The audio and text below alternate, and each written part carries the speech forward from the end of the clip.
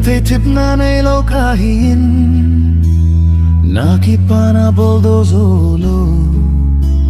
Nilo gente kahizehin Namin setting kanompoy Kahinoy mo boy gol kahin hete me boy Nenung sunzeng tantuhin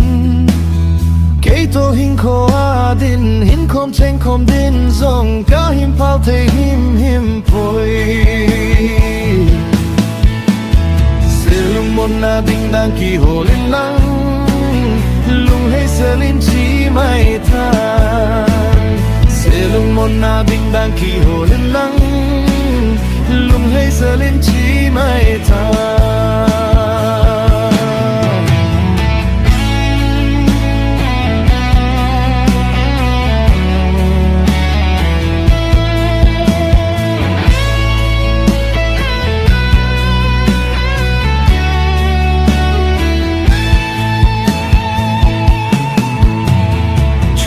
Rồi ni kilung set na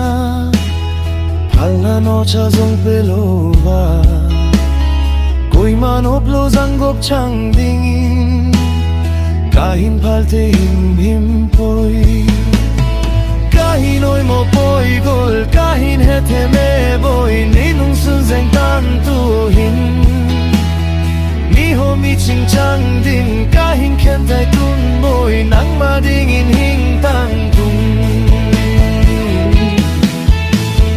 Silung mon na ding dang ki holin lang Lung hei salin chi mai tan Silung mon na ding dang ki holin lang Lung hei salin chi mai tan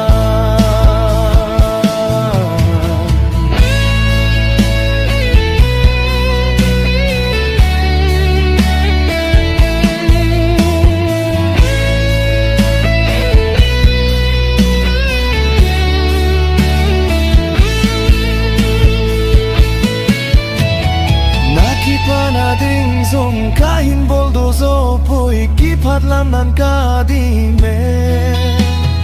Ni ho mi ching chang ding kahin ken tai tun boy nang ma ding